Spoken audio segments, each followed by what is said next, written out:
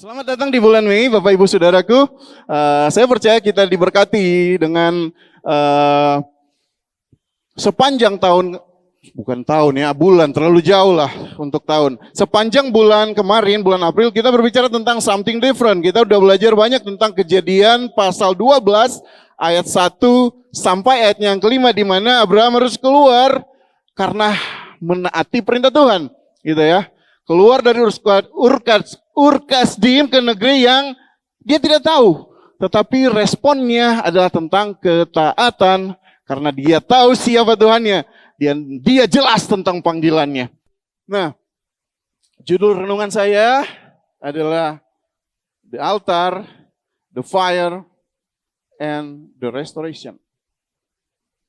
Mezbah, kemudian api, dan terjadi pemulihan. Mezbah dulu, api Tuhan datang, terjadi pertobatan. Kira-kira seperti itu.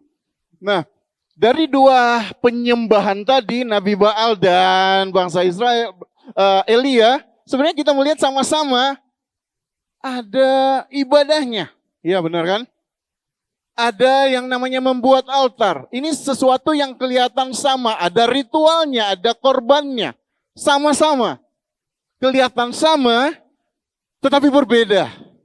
Berbeda di mananya? Mari kita lihat, kelihatan sama tapi berbeda. Nabi Baal, mereka beribadah, mereka membuat altar, ada ritualnya, ada korbannya. Tetapi perbedaannya, tidak ada api yang sebenarnya menjadi tantangan di sini. Baal tidak hadir, Tuhan mereka tidak hadir. Berbeda dengan Elia. Dia beribadah, dia panggil nama Tuhan, dia membuat altar, ada ritualnya, ada korbannya, sama-sama. Tetapi yang membedakan adalah api yang kemudian menyambar korban. Bukan cuma menyambar, menghabiskan semuanya. Pertanda Tuhan hadir. Benar? Ayatnya di mana? Ayat ke-26. Ketika nabi-nabi Baal mempersembahkan korban. Mereka mengambil lembu yang diberikan kepada mereka, mengolahnya, memanggil nama Baal dari pagi sampai tengah hari. Katanya, ya Baal, jawablah kami. Tetapi tidak ada suara, tidak ada yang menjawab. Mereka lebih berjingkat-jingkat di sekeliling mezbah yang dibuat mereka, tetapi tidak terjadi apa-apa. Maju ke ayat 36, 10 ayat setelahnya. Persembahan yang dinaikkan Elia. Pada waktu mempersembahkan korban petang, tampilan Nabi Elia dan berkata, ya Tuhan Allah Abraham, Ishak dan Israel. Pada hari ini biarlah diketahui orang bahwa engkaulah Allah di tengah-tengah Israel, dan bahwa aku ini hambamu, dan bahwa atas firman-Mu lah aku melakukan segala perkara ini. Ini suatu doa yang sangat powerful. Memanggil nama Tuhan, menyatakan bahwa Tuhan ada hadir di tengah-tengah Israel, dan bahwa Elia adalah hamba yang dipercayakan Tuhan, dan bahwa firman Tuhan adalah dasar untuk melakukan segalanya. Sebuah proklamasi yang disampaikan di muka nabi-nabi Baal di depan bangsa Israel yang kehilangan identitas sebagai umat pilihan Allah. Dan kita tahu bahwa jawabannya setelah ini, setelah api menyambar, mereka berbalik kepada Tuhan. Saya teringat satu kisah ketika seorang anak yang masih muda, sayang TYC di luar ya. Anak yang masih muda, dicatat di dalam kitab dia masih kemerah-merahan. Pekerjaannya hanya menjaga 2-3 ekor kambing domba ayahnya. Suatu ketika dia disuruh ayahnya untuk menengok keberadaan kakak-kakaknya yang lagi berperang melawan bangsa Filistin. Ketika dia hadir, yang dia temui orang-orang pilihan Tuhan itu lagi ketakutan. Saudara tahu kisahnya? Daud menghadap raja, orang pilihan Tuhan, Raja Saul, dan melihat bagaimana intimidasi orang yang bukan pilihan Tuhan. Lagi mengintimidasi orang yang dipilih Tuhan. Wow, sekali lagi orangnya masih kemerah-merahan. Dia tidak memiliki pengalaman perang, hanya pengalamannya membunuh beruang, singa, seperti itu.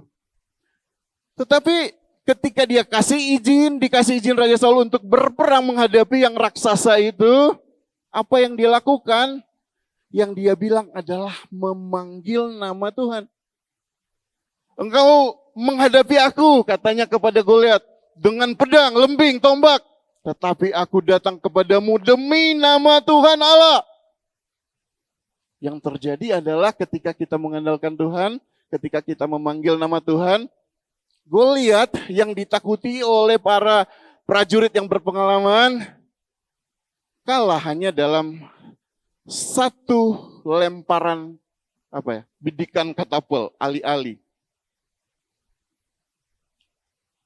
Saya mau bilang tidak pandang siapa saudara pejabat, bukan pejabat, anak muda, orang tua. Kalau saudara memanggil nama Tuhan, Tuhan hadir. Itu sebuah pernyataan yang harusnya kita tangkap sebagai anak-anak Tuhan. Dari Elia yang hamba Tuhan, Daud yang masih kemerah-merahan mewakili sebenarnya semua kalangan. Pertanyaannya adalah apakah kita menghadapi sesuatu kita memanggil nama Tuhan? Saudara pasti kenal yang namanya Denzel Washington. Dia memenangi 2 kali Academy Awards, Oscar. Dia bahkan menjadi orang yang sampai saat ini masih paling banyak memenangi atau masuk di dalam nominasi Academy Award 9 kali, masih paling banyak sampai saat ini. Dia mendapatkan Tony Awards, artinya orang yang hidup di panggung perfilman dan mendedikasikan hidupnya untuk itu. Orang yang memenangi bahkan bukan cuma Tony Awards, tapi sepanjang hidupnya dia mendedikasikan hidupnya dan dikasih penghargaan Lifetime Achievement. Suatu penghargaan yang luar biasa. Tetapi dalam satu wawancara yang besar, ditanya rahasianya apa, yang dia bilang adalah put God first in everything you do. Hanya taruh nama Tuhan. Hanya panggil nama Tuhan untuk segala sesuatu yang dia lakukan. Di tengah-tengah kesuksesan dan pencapaiannya, dia bilang bahwa kesuksesan tidak menggantikan altar. Yang dia bilang justru altar yang menjaga hidup seseorang tetap benar, yang membawanya kepada kesuksesan dan pencapaian. So, dari Elia, mari kita belajar apa yang harus kita lakukan dari apa yang sudah kita dengarkan tadi dan dari pembacaan Alkitab yang ada di tangan saudara. Yang pertama yang harus kita lakukan adalah memperbaiki tentu saja altar. Oke. Di dalam ayat yang ke-30, kata Elia kepada seluruh rakyat itu, datanglah dekat-dekat kepadaku. Maka mendekatlah seluruh rakyat itu kepadanya. Lalu kemudian ia memperbaiki mezbah Tuhan yang telah diruntuhkan itu. Dalam posisi sebagai nabi besar, Elia bisa saja bilang, bujang-bujangnya, perbaiki altar. Saya lagi doa puasa nih. Bahkan dia bisa bilang ke Ahab, Ahab tolong berikan bagi saya prajurit yang kuat untuk buat altar yang besar. Tetapi firman Tuhan mencatat, ia memperbaiki mezbah Tuhan. Elia seorang nabi yang besar, dia tidak memulainya dengan mujizat, dia tidak memulainya dengan demonstrasi ilahi, tetapi dia memulainya dengan memperbaiki altar, saudara. Pertanyaannya adalah, apakah kita selalu memulainya dengan altar, dengan memanggil nama Tuhan? Apa altar itu sih? Mezbah, altar. Itu sebenarnya tempat perjumpaan pribadi kita dengan Tuhan. Di zaman perjanjian lama itu tempat imam ketemu Tuhan. Tempat korban dinaikkan, korban dibakar. Dan itu sebenarnya mewakili orang Israel atau siapa yang memberikan korban yang ada di luar. Hanya imam yang boleh masuk di dalam. Tetapi setelah kebangkitan Kristus, altar itu sudah terbelah 2. Zamannya kita adalah kita berhubungan pribadi dengan Tuhan tanpa ada halangan. Ini berbicara tentang sikap kita pribadi lepas pribadi. Satu demi satu, bukan komunitas, bukan gereja, tetapi gereja secara pribadi. Tempat perjumpaan pribadi dengan Tuhan, tempat mempersembahkan korban, tetapi juga menjadi tempat bagi kita ketika Tuhan berbicara, kita memperbarui komitmen di dalam Tuhan. Tapi saya mau zoom secara khusus tentang perjumpaan pribadi. Karena perjumpaan pribadi itu seharusnya menghasilkan hubungan yang intim dengan Tuhan. Kehidupan kekristenan harus memiliki yang namanya intimacy. Hubungan pribadi yang kuat di dalam Tuhan.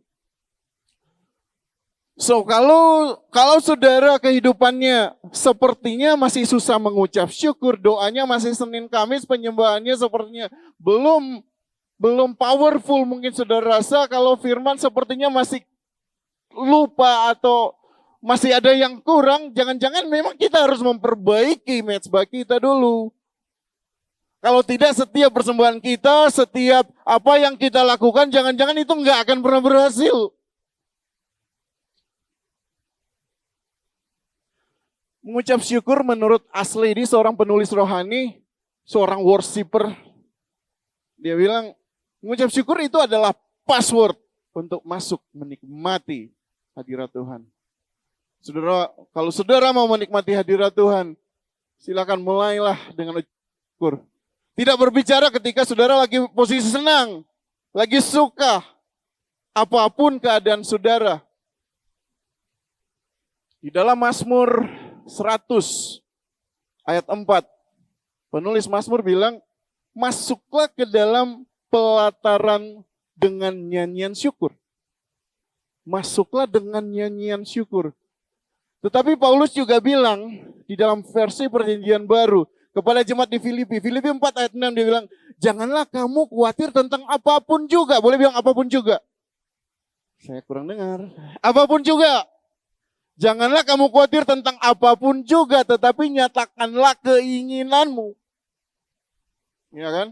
Setiap keinginanmu di dalam doa, permohonan, dengan mengucap syukur. Ayat yang paralel, dia sampaikan juga kepada jemaat di Tesalonika. 1 Tesalonika 5 ayat 18, mengucap syukurlah dalam segala hal. Karena itulah yang dikehendaki Allah dalam Kristus Yesus bagi saya dan saudara. Jadi jadikan setiap aktivitas mezbah kita untuk dimulai dengan selalu mengucap syukur. Orang bilang doa adalah nafas. Kalau kita tidak bernafas 1 menit aja, so mulai badeka tuh papang ampemeter jangan-jangan. Doa bukan Senin Kamis. Doa harus aktivitas setiap saat. Bukan hanya ketika kita lagi berlutut atau doa pribadi atau saat teduh. Tetapi konektivitas kita dengan Tuhan itu adalah daily activity. Yang senantiasa bukan berisi daftar permohonan. Tetapi berisi tentang kebaikan dan pengagungan kepada Tuhan juga. So kalau pengucap syukur adalah password, ketika doa itu adalah nafas, penyembahan harus menjadi lifestyle, gaya hidup. Setiap kita mau dimanapun, bukan hanya di mimbar, di gereja, di care group, dan lain-lain aktivitas rohani. Tetapi lifestyle. Kita mau kemana, kita berada di mana, dengan siapa, penyembahan itu harusnya tetap hadir. Mungkin bukan dalam bentuk angkat tangan, tapi ketika kita boleh menceritakan tentang kebaikan Tuhan, itu adalah penyembahan saudara dan memberkati orang lain.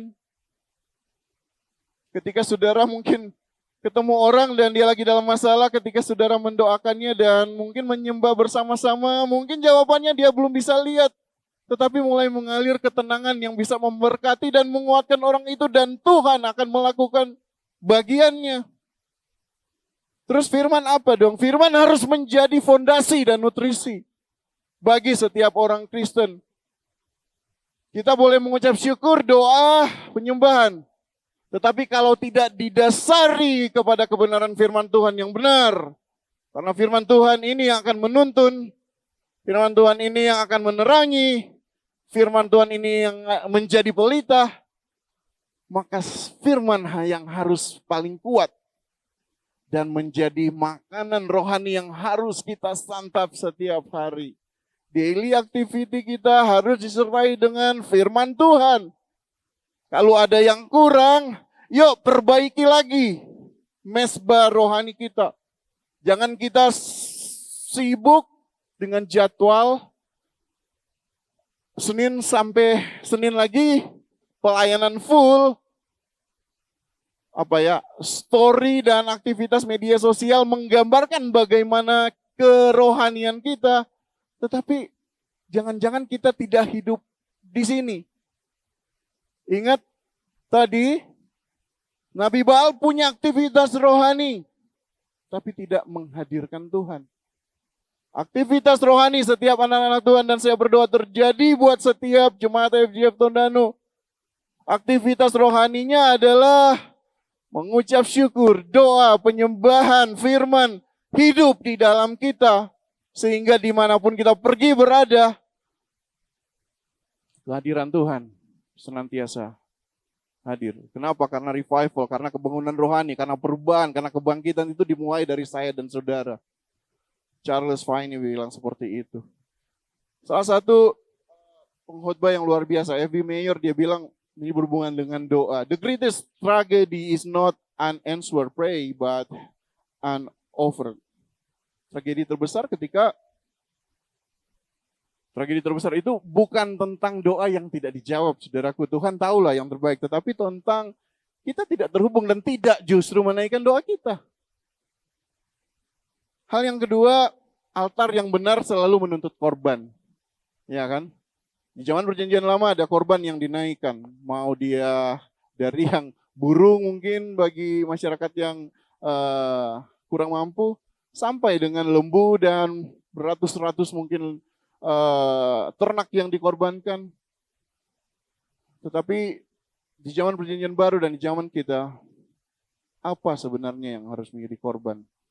Ayat 33, Elia menyusun kayu api, memotong lembu itu dan menaruh potongan-potongannya di atas kayu api itu. Kalau kita baca Mazmur 51 akan lebih mengarahkan kita. Ayat 17 dia bilang seperti ini.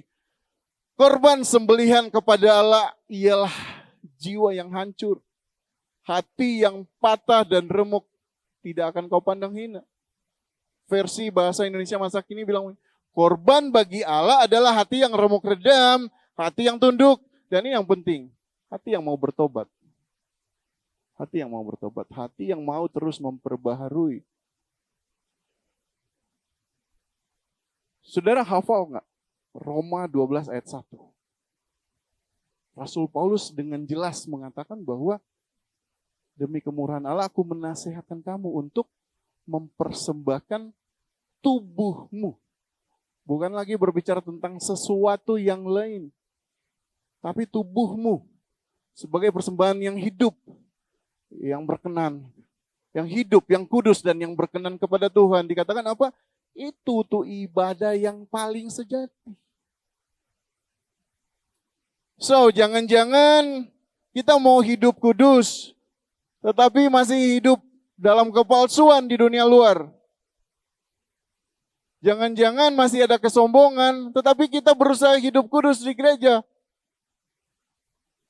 Jangan-jangan kita selalu berkata, saya yang paling benar, dan saya yang selalu diperkenankan Tuhan.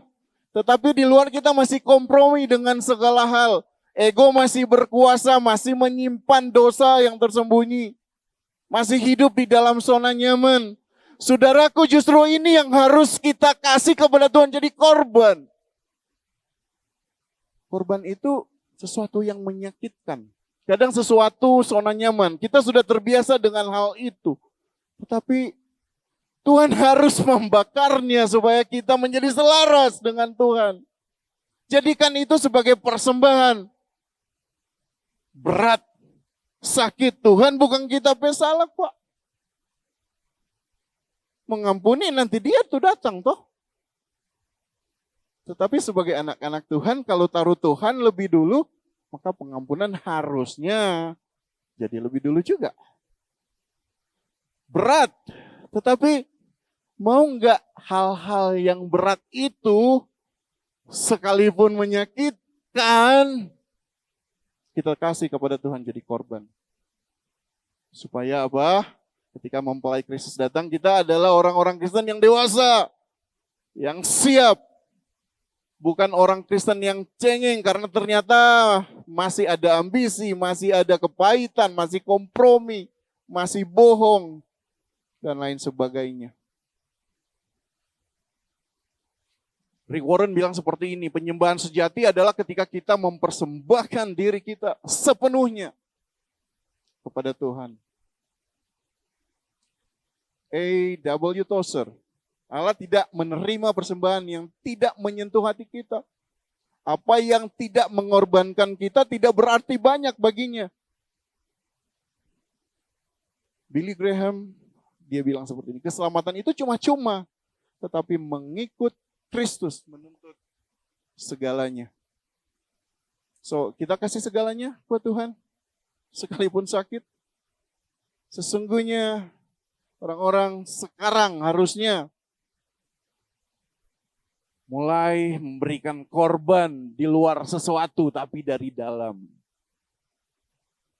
Karena mesbah adalah saya dan saudara. Maukah kita menjadikan mesbah itu bukan hanya dalam aktivitas kegiatan gereja dan aktivitas-aktivitas yang bersifat rohani lainnya. Tetapi saya mau bilang, mau nggak mobil kita, dapur kita, tempat kerja kita, meja kerja kita, kursi sekolah kita jadi mesbah. Di mana percakapannya adalah tentang kebaikan Tuhan. Kita ini mesbah-mesbah sekarang, Bapak Ibu Saudara. Dan jadilah mesbah yang hidup. Sehingga tidak dibatasi oleh 4 dinding tembok lagi. Saya dan saudara tetap menjadi worshiper. Penyembah yang sejati. Yang terakhir, yang ketiga, korban yang benar pasti membawa api pertobatan. Setelah kita perbaiki mesbahnya, setelah kita persembahkan sesuatu, maka harusnya jadi bagian Tuhan selanjutnya. Ayat 37 sampai 39. Jawablah aku ya Tuhan, ini adalah doa dari Elia. Jawablah aku supaya bangsa ini mengetahui bahwa Engkaulah Allah ya Tuhan. Dan Engkaulah yang membuat hati mereka tobat kembali. Lalu turunlah api Tuhan menyambar habis korban bakaran. Kayu api, batu dan tanah itu, bahkan air yang di dalam parit itu habis dijilatnya. Ketika seluruh rakyat melihat kejadian itu, sujudlah mereka serta berkata, Tuhan, dialah Allah, Tuhan, dialah Allah. Mesbah, korban, dan kehadiran Tuhan harusnya ujung-ujungnya tentang pemulihan. Ujung-ujungnya harus tentang pertobatan. Harus tentang orang-orang yang datang kembali kepada Tuhan. Api itu melambangkan hadirat Tuhan, kehadiran Tuhan, ya kan? Api itu harus melambangkan tentang kuasa pemulihan Tuhan. Tetapi api itu juga adalah jawaban doa, Bapak Ibu Saudara. Nah, tujuannya untuk apa? Api bertujuan untuk membawa kemuliaan. Tadi Elia dalam doa dia bilang, supaya umatku melihat, supaya bangsa Israel melihat bahwa Engkau adalah Allah. Segala sesuatu harus dikembalikan kepada Tuhan. Tetapi juga api bertujuan membawa pertobatan. Yang terakhir, membawa pemurnian. Ini yang saya bilang tadi, mungkin menyakitkan ketika kita ditampi. Ketika hal-hal yang kita sudah anggap biasa, anggap rohani karena kebiasaan. Tetapi Tuhan bilang, bukan itu. Kamu harus semakin serupa denganku, bukan serupa dengan dunia. itulah pemurnian. Dan api Tuhan harus membakar setiap korban yang tidak selaras dengannya. Seperti emas yang dimurnikan harus dibakar. Ya demikianlah hidup kita. Yang harus selalu setiap hari dimurnikan untuk semakin dewasa, semakin menyerupai Kristus, dan semakin selaras dengan Tuhan. Saya mau bilang seperti ini. We are the altar. Our life, the offering. Our worship, the response. The fire is God answer. Kita adalah altar, saudaraku. Saya dan saudara, bukan gereja ini. Yang adalah altar. Hidup kita harusnya jadi korban buat Tuhan. Dan penyembahan kita adalah respon dari setiap kebaikan dan panggilan Tuhan. Saudara ingat di awal tadi kita bilang, ketika Abraham masuk ke tanah perjanjian, responnya adalah membangun mezbah. Ketika dia masuk Betel, responnya membangun mezbah. Ketika dia masuk Hebron, Tuhan berbicara, responnya bangun mezbah. Ketika dia naik ke Bukit Moria, dia ketemu Tuhan, dia bangun mezbah. Ketika sepertinya logikanya tidak nyambung karena dikatakan kamu akan menjadi bangsa yang besar. Seperti bintang di langit banyaknya dan pasir di laut banyaknya. Sekalipun dia belum punya anak, tetap dia percaya dan dia bangun mezbah. Sekalipun dia harus mengorbankan Ishak anaknya satu-satunya, tetap dia bangun mezbah. Itu semua adalah respon kita kepada Tuhan. Respon seperti apa yang saudara mau berikan untuk setiap tugas, panggilan, kepercayaan, kesempatan melayani, promosi saudara kepada Tuhan.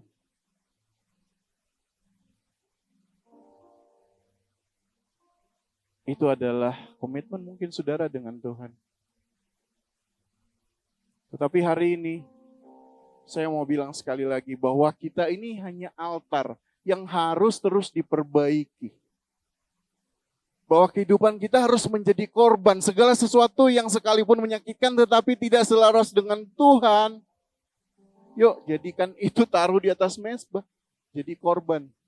Dan kehidupan kita mau mengucap syukur, mau doa, mau worship. Terus baca firman adalah respon kita kepada Tuhan. Terus bertumbuh, terus mengenal semua kebaikan dan keajaibannya. Dan biar kiranya api Tuhan senantiasa ada di dalam daily activity, hari-hari aktivitas kita apapun itu.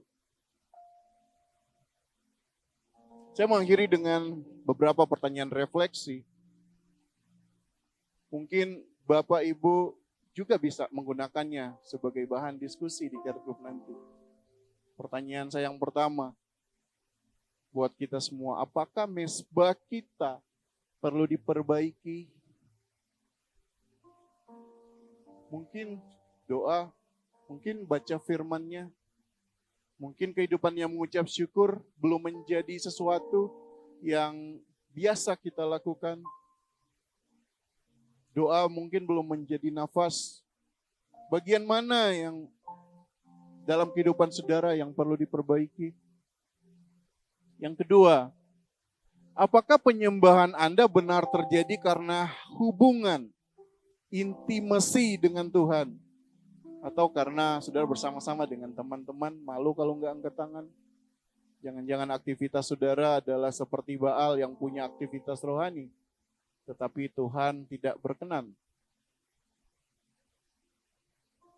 Jangan sampai jadi rutinitas. Yang ketiga, adakah sesuatu yang Tuhan inginkan kita tinggalkan, menjadi korban? Mulai hari ini, mari mulai cek hati kita, hidup kita, prioritas kita. Adakah sesuatu yang Tuhan inginkan untuk kita tinggalkan? Dan yang terakhir, maukah kita memperbaharui kembali komitmen kita bagi Tuhan? Mari kita tundukkan kepala.